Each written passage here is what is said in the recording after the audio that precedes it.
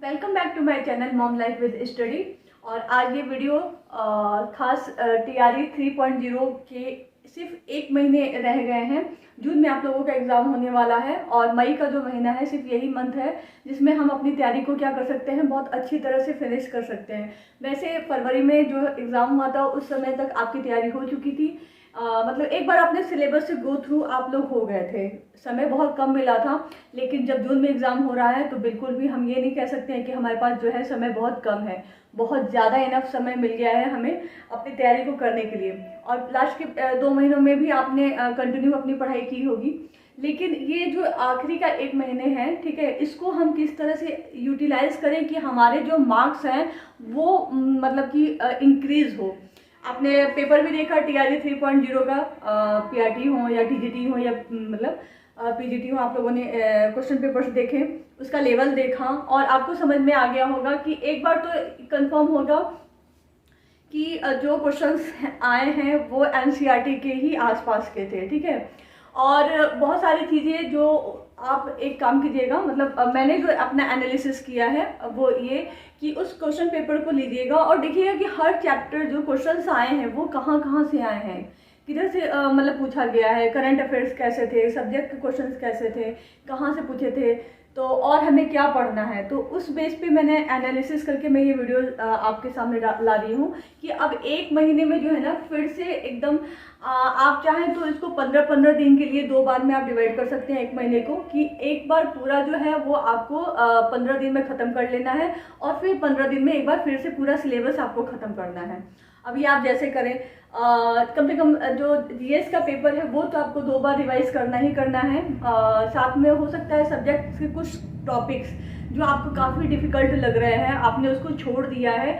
अब प्लीज़ आपसे रिक्वेस्ट है कि वो टॉपिक्स आप छोड़ के मत जाइएगा, क्योंकि टाइम बहुत ज़्यादा मिला है। अगर आपने वो टॉपिक्स छोड़ा है तो दूसरे जो बच्चे हैं उन्होंने वो टॉपिक्स इन दिनों में ज़रूर कवर किया होगा।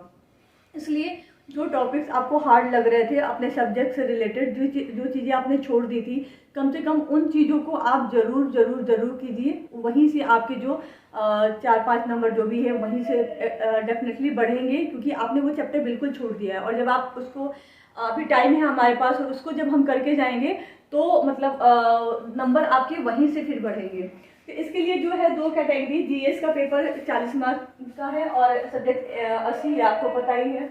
जीएस के लिए जो है पहला मैथ आप जरूर करके जाइएगा, स्कोरिंग सब्जेक्ट है मैथ, ठीक है। और इतना समय है कि आपने कुछ ना कुछ तो मैथ फरवरी में भी पढ़ा होगा, अभी तक पढ़ा होगा, और अभी भी 1 महीने बहुत ज़्यादा टाइम है रिवीजन के लिए, क्योंकि आपका एक बार सिलेबस क्या हो चुका है, ख़त्म हो चुका है।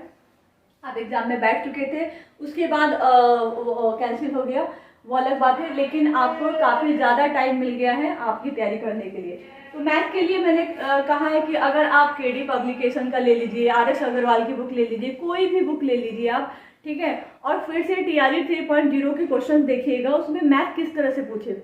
आप अगर पीजीटी दे रहे हैं या पीआरटी दे रहे हैं या टीजीटी दे रहे हैं, तीनों दे रहे हैं, तीनों में से लेकिन आपको पेपर तीनों के देखने हैं, पीआरटी, टीजीटी और पीजीटी, तीनों के मैथ्स के जो क्वेश्चंस होंगे वो मैथ के क्वेश्चंस आपको देखने हैं, कहाँ से पूछे गए थे, कैसे पूछे गए थे, और उस आपकी कितनी भी मैथ वीक है, लेकिन उन तीनों पेपर को देखकर, वैसे तो मैंने पिछली बार कहा था कि पिछले साल के जितने क्वेश्चन पेपर हैं उनको देखिएगा, टीआरई 1 टीआरई 2 का।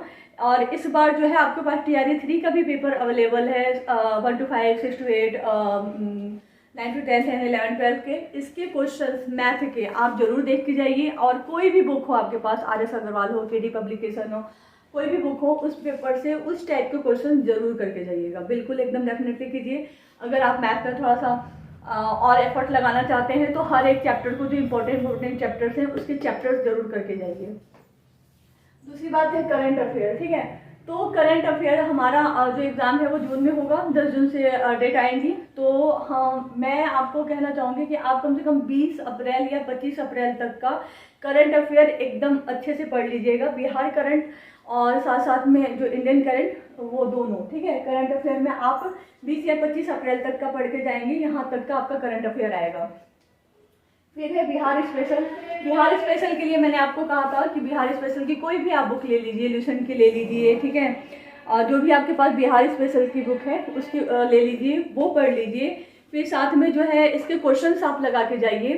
साथ में आप एक चीज़ और कर सकते हैं कि प्रीवियस ईयर में जो बीपीएससी के अपने एग्ज़ाम हुए हैं उसमें एक यूट्यूब पे सर्च कीजिएगा कि प्रीवियस ईयर आज बीपीएससी क्वेश्चन बिहार स्पेशल, उसमें जितने भी बिहार स्पेशल से क्वेश्चंस आए हैं एक बार दो बार उन क्वेश्चंस को जरूर देख के जाइएगा।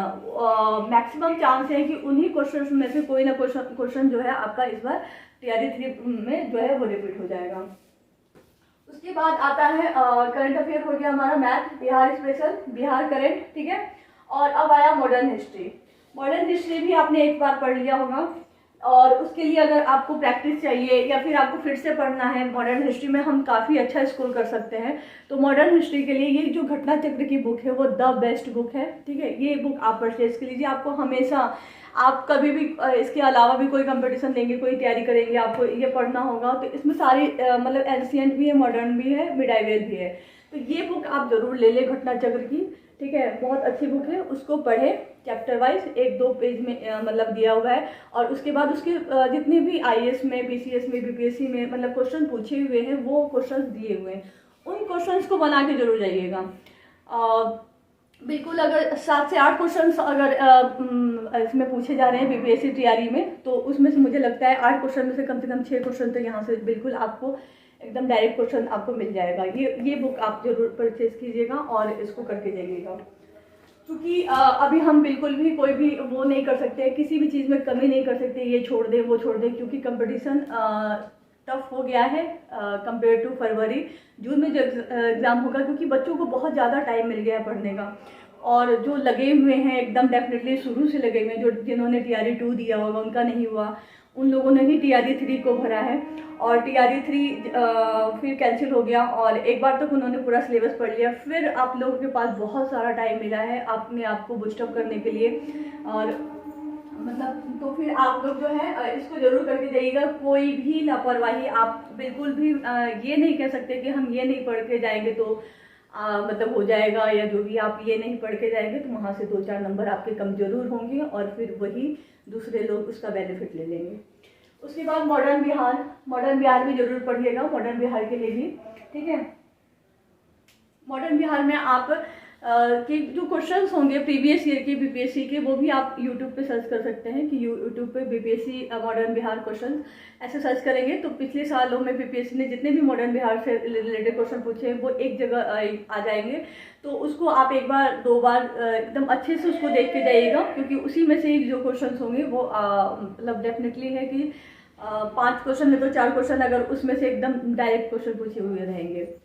फिर उसके बाद है ज्योग्राफी और सिविक्स, ठीक है। तो ज्योग्राफी का जो है वो आप लिसन से पढ़ सकते हैं।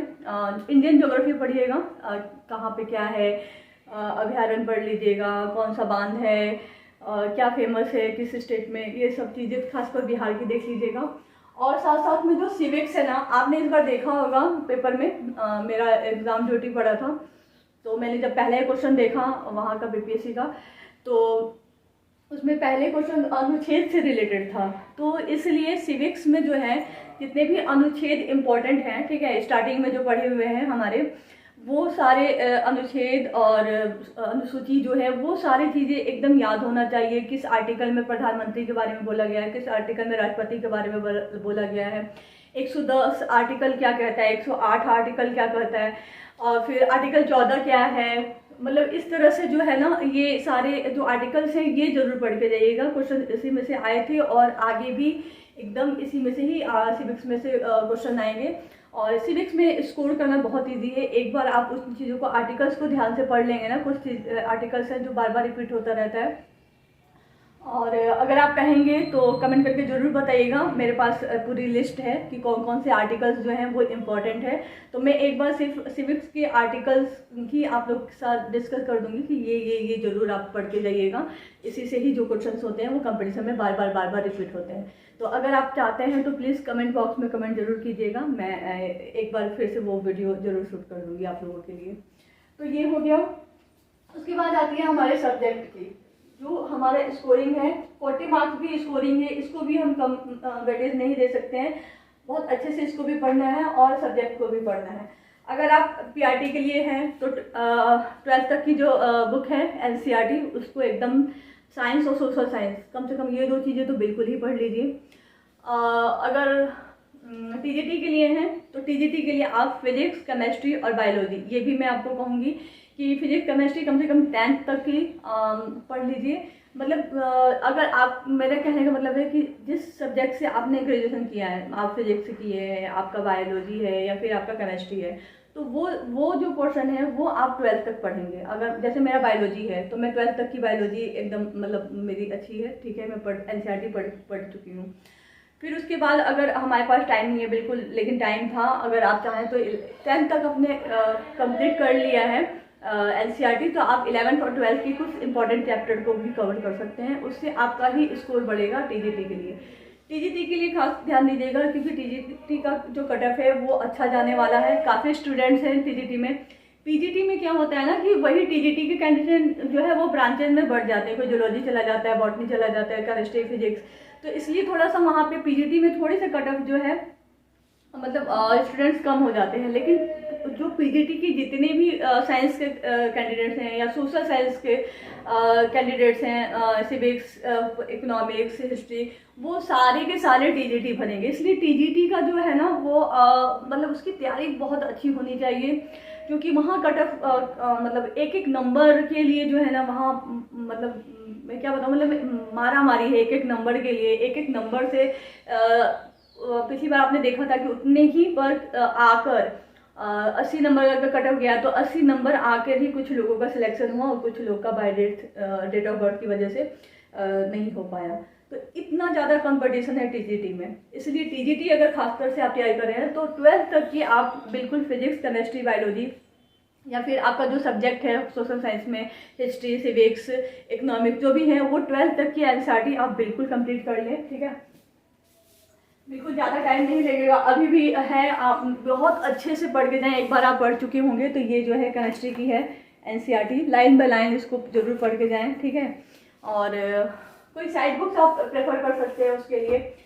मैंने स्पेशली साइंस के लिए मैंने कहा था कि एनसीईआरटी फिंगर टिप्स आता है, वो बुक आप ले लिए। बहुत लोगों ने लिया भी है, उस बुक को तैयारी भी की थी, मेरे पास बहुत सारे मैसेज आए थे कि काफ़ी हेल्पफुल लग रहा है वो बुक, और रिवीजन के लिए बहुत बेस्ट है वो बुक एक बार, क्योंकि बहुत कम टाइम में सारी चीज़ें दी हुई हैं और उसके क्वेश्चन दिए हुए हैं। अगर वो आप करके चले जाते हैं फिजिक्स हो या केमिस्ट्री या बायोलॉजी, तो मुझे लगता है कि आपका जो कंपटीशन है वो बिल्कुल भी क्रैक होगा, कोई नहीं रोक सकता अगर वो चीज़ें आपने करके चली प्रैक्टिस के लिए। तो इस तरह से ये चीज़ें करनी है आपको, ठीक है। और अगर मेरे पास कुछ ये बुक्स हैं, अगर आपके पास कोई मतलब ये बस मैं एक स्टैंडर्ड अप करने के लिए कह रही हूँ कि अगर आपकी सारी तैयारियाँ हो गई हैं तो आप अपने को कैसे क्वेश्चंस प्रैक्टिस कीजिएगा। तो ये जो चीज़ें हैं, मान लीजिए आपके अगल बगल जो नीट के प्रिपरेशन के बच्चे हैं अगर, तो जिन्होंने आकाश लिया हो, ठीक है, या फिर कोई भी उन्होंने मतलब ऑनलाइन या ऑफलाइन जो भी सिलेबस लिया हो तो उसकी बुक्स मिलती हैं। ये आकाश की हैं, ठीक है, एनसीईआरटी मैप फॉर नीट, ठीक। तो ये बहुत अच्छे क्वेश्चन प्रैक्टिस के लिए इसमें बहुत अच्छी तरह से दिया हुआ है, तो आप इसको प्रैक्टिस कर सकते हैं। अगर आपकी 12th तक की जो एनसीईआरटी है वो अच्छी से कंप्लीट हो गई है और आप चाह रहे हैं कि अब हम कैसे प्रैक्टिस करें, तो आप ये बुक्स ले सकते हैं इस तरह से। खैर ये सिलेबस ये मेरे जो तैयारी करते हैं जो परचेज करते हैं कोर्स उनको दी जाती है, बहुत सारी बुक्स आती है। अगर आपके आसपास कोई हो जो नीट की तैयारी कर रहा है या फिर आईआईटी की तैयारी कर रहा है और कोर्स परचेज किया हुआ है, तो आप उससे जो है फिजिक्स, केमिस्ट्री, मैथ या फिजिक्स, केमिस्ट्री, बायोलॉजी नीट का है तो उसके आप ले सकते हैं। यहाँ से आप इसके क्वेश्चंस जो है वो कर सकते हैं। काफ़ी बहुत अच्छे वे में दिया हुआ है, एनसीईआरटी मैप है, एनसीईआरटी भी को भी बहुत अच्छे से बताया गया है जो जो इम्पोर्टेंट इसमें है। और उसके बाद जो है ना यहाँ पे क्वेश्चंस भी दिए हुए हैं, तो इन क्वेश्चंस को आप अच्छे से प्रैक्टिस कर सकते हैं। ये आपका बीपीएससी या फिर कोई भी एग्ज़ाम आप दे रहे हैं, यूपी में पीजीटी दे रहे हैं, टीजीटी दे रहे हैं या फिर डीएसएसबी का दे रहे हैं, केवी का दे रहे हैं, तो ये काफ़ी हेल्पफुल रहेगा। एक अलग से आपको जो है ना सोर्स मिलेगा तैयारी करने का, अपने लेवल को एक अप करने के लिए, तो ये ज़रूर कीजिएगा। और ये एनसीईआरटी नीट ये सारी बुक्स जो है आकाश से मतलब है, या फिर पीडब्ल्यू की कोई भी बुक हो तो वो एक जगह क्वेश्चन दिए हुए हैं, तो इस तरह से आप कर सकते हैं। और अगर नहीं है तो भी बीपीएससी के लिए कोई मतलब वो बात नहीं है, आप सिर्फ एनसीईआरटी पढ़िए, एनसीईआरटी फिंगर टिप्स के जो क्वेश्चंस हैं वो प्रैक्टिस करके जाइए और डेफिनेटली एकदम लगे रहिए बिल्कुल। अब अपने आप को पैक कर लीजिए क्योंकि सिर्फ 1 महीना है। अगर आपने शादी अटेंड की, होली बहुत इधर उधर जाके मनाई, तो वो सब कुछ अब बंद, शादी का सीजन भी ख़त्म हो गया है। अब नेक्स्ट शादी जो आप अटेंड करेंगे या कोई फंक्शन अटेंड करेंगे तो वो अपने एग्ज़ाम के बाद ही करेंगे। और जो गलतियाँ आपने पिछली बार की हैं, 15 फरवरी को आपको लगा एग्ज़ाम देने के बाद हमें ये नहीं करना चाहिए था, ये चीज़ें पढ़ लेनी चाहिए थी, वो चीज़ें ज़रूर करके जाइएगा। बिल्कुल इस बार अफसोस ना हो आप लोगों को, ठीक है।